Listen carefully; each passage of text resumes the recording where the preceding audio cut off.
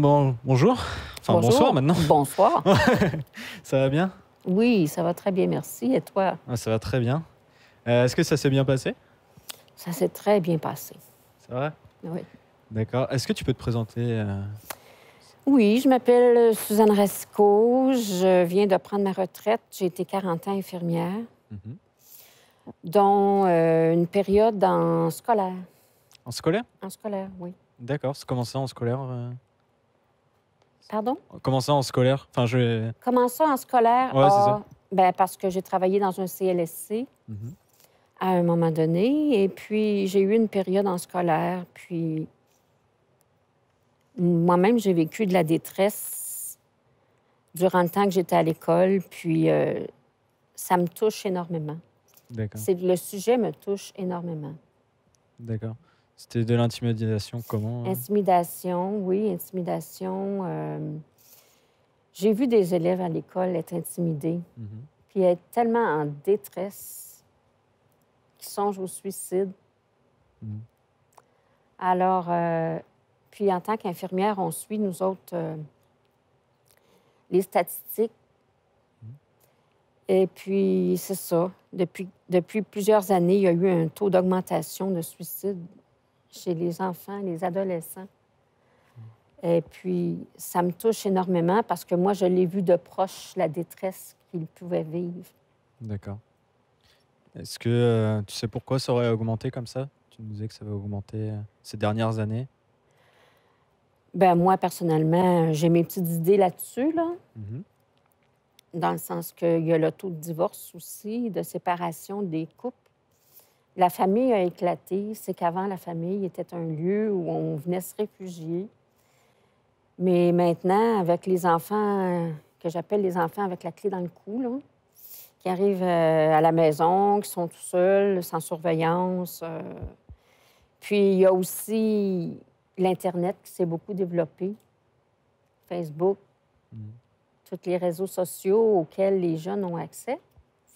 Alors, ils peuvent être intimidés à ce niveau-là aussi. Il y a beaucoup de mal qui peut se faire par Facebook aussi. Donc, c'est tellement facile maintenant d'intimider un jeune, que ce soit directement à l'école ou que ce soit par Facebook. Il y a tellement de moyens d'attaquer quelqu'un maintenant. Mhm. Est-ce que tu penses que le scénario correspond au... Oui, je trouve qu'il est vite résolu. Mhm. Je trouve peut-être qu'il est un petit peu vite résolu. Je pense qu'il y a des étapes avant d'en arriver à s'affirmer de cette façon-là. Là. Mais je veux dire,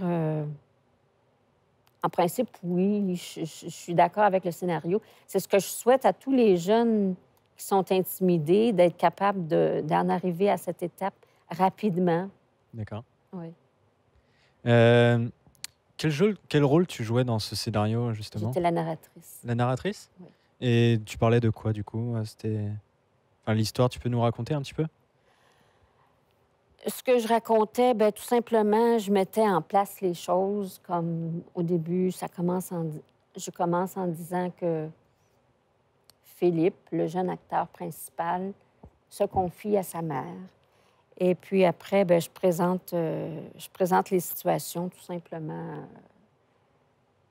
Je vais tout simplement présenter les acteurs qui vont discuter.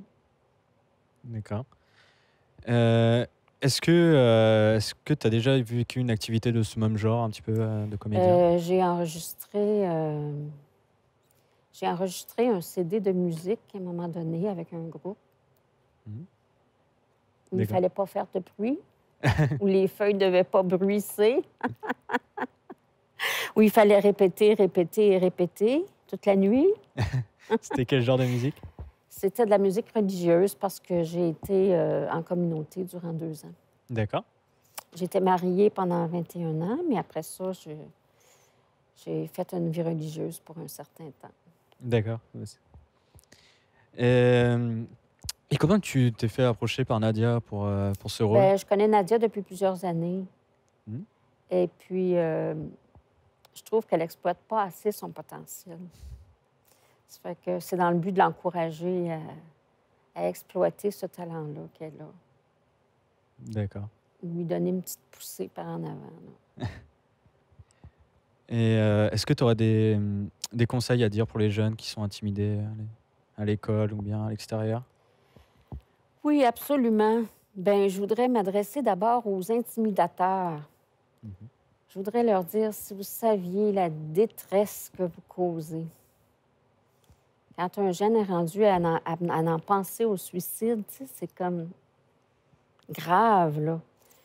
C'est peut-être amusant pour les jeunes qui intimident, mais ça a des conséquences énormes et sur l'estime de soi de la personne. Et puis, ça peut aller jusqu'à une grande, grande, grande détresse. Alors, c'est ça, je tenais à dire ça aux intimidateurs. Puis aux jeunes qui sont intimidés, moi, je leur dirais, parlez-en. Parlez-en à vos parents, parlez-en à vos professeurs. Il y a des outils pour vous aider de briser l'isolement, de ne pas rester avec ce secret-là, même si souvent, les jeunes se font dire, ben là, si t'en parles, c'est sûr qu'on te casse la gueule ou quelque chose comme ça, là. Alors, moi, je trouve que c'est important d'en parler aux parents et souvent au directeur d'école ou au professeur d'école, tout au moins. D'accord. Bah, merci beaucoup.